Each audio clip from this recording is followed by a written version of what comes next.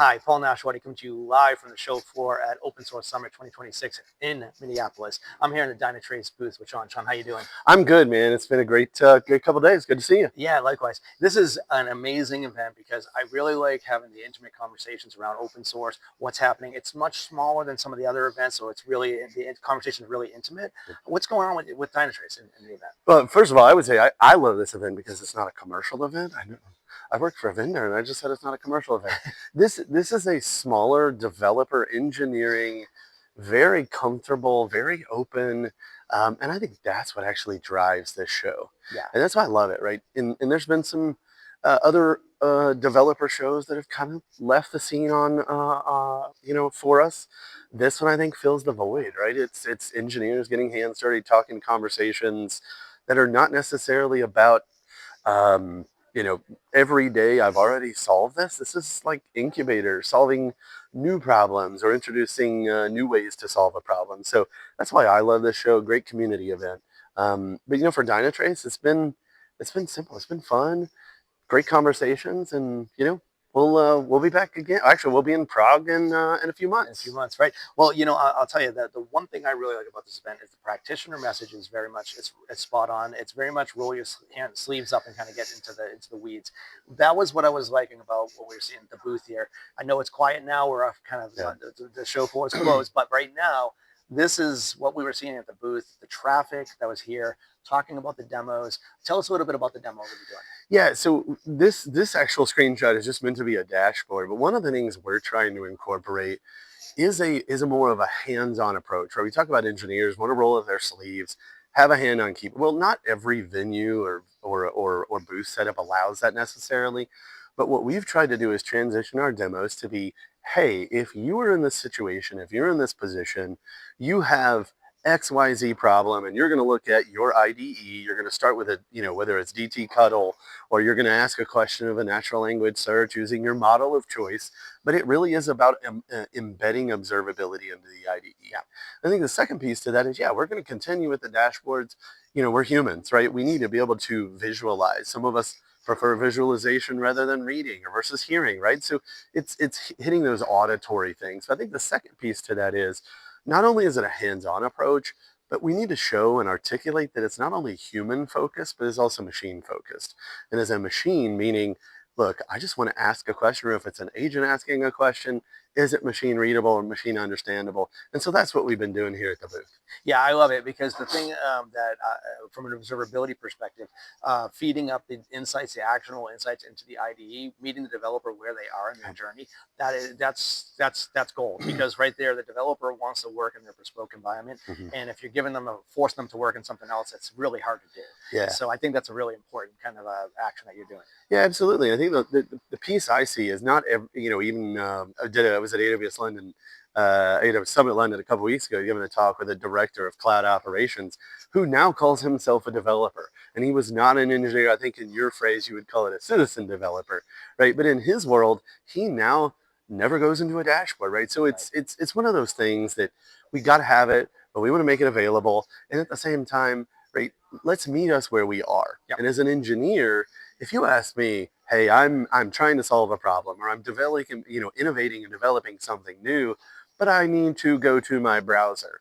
No offense, and maybe not everybody is as ADHD as I am, but as soon as I get to my browser and I look at a dashboard and I see this other tab and I want to go do other things, and so the flow gets broken, right? And so for us, it's let's put it where you are, where they are, and put it back in the power of the developer to let them do what they need and what they want to do. No, I love it. I love it, and I'm the same way. I mean, if I'm gonna bounce around as well. Hey, but let's pivot a little bit. Last year, Yep. OSS backed up to the Open Observability Summit as Yep. well, and this year we're seeing Open Observability Summit tomorrow. Yeah. Actually, very big different attendance this year, Yeah. right? You see, there are observability vendors here, but their focus is different. What can you tell us about that? I think observability is in a very interesting space, kind of an interesting spot for us. It's do I go in a direction of showing up where I know my bread and butter practitioner is going to be, right? Observability Summit, great show, by the way. I'll be there. It'll be fun. Yeah. But is it an operator show? Is it a platform engineer? Is it a DevOps focus? I would argue it is. That's probably kind of the primary persona that is it one of those. What we see at Dynatrace is, we've already connected with those practitioners and personas, but in an open source summit, in some of these other very dev focused events, we actually want to be there because we're now solving and have been, right? But we're now working with engineers and they're leveraging observability data more rather than just shipping it off to the IT ops folks or the DevOps folks. Right. And so that's why for us, I think there's a little bit of a difference. But we want to maintain that. We want to be where any of our consumers are, Sure. and whether that's a practitioner, that's a DevOps practitioner, all the way to an infrastructure admin. But more importantly, like, hey, I'm an engineer, I'm a developer, and so that's where we want to be. We Sure. want to show up for them, and it's not just about, like I said it earlier, it's not just about being commercial, right?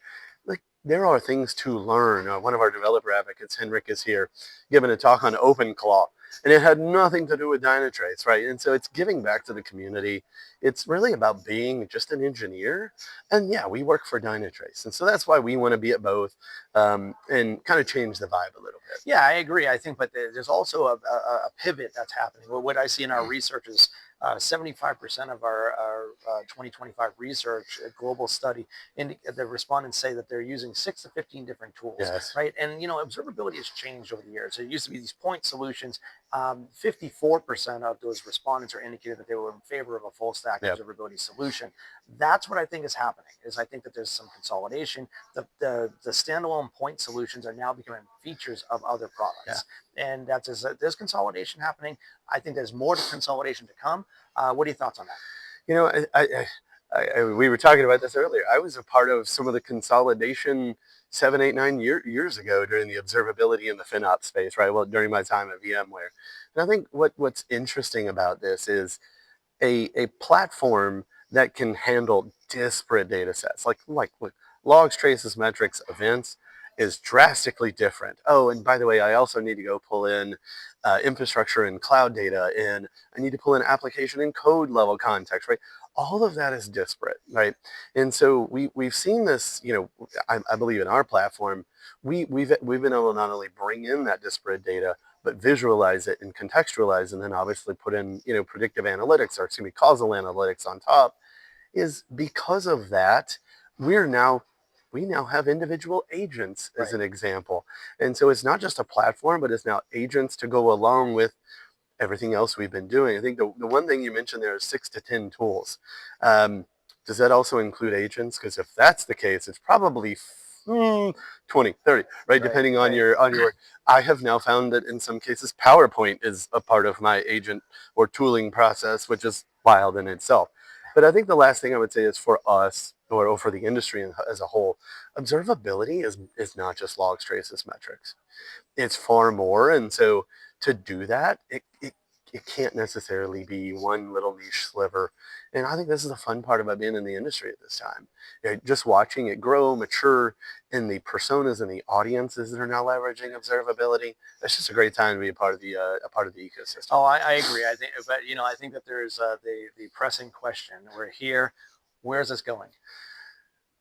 If I knew we would be here 12 months ago, I would be a multi-billionaire if that's the case, right? I think we know where we're going. Right. We're seeing this as ourselves at Dynatrace is the proliferation of agents, in the sense that we are now leveraging agents to develop software, or a system of agents to develop software. Some would call it a swarm.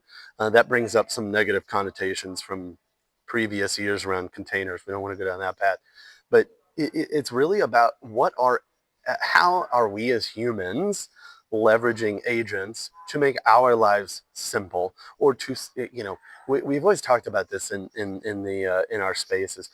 I want to get some time back to go spend time with my hobby, right? I think agents are actually allowing us to do that more and I more. agree.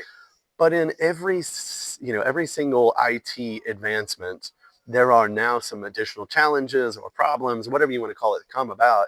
And so now we get to go solve those challenges. Yeah. And whether it's, I now have 10 agents that are helping me develop software, or I have an agent that's going to go solve a DevOps problem, right? that's giving me as a human some time back, but I also need to manage, orchestrate. I need to understand why those things are happening.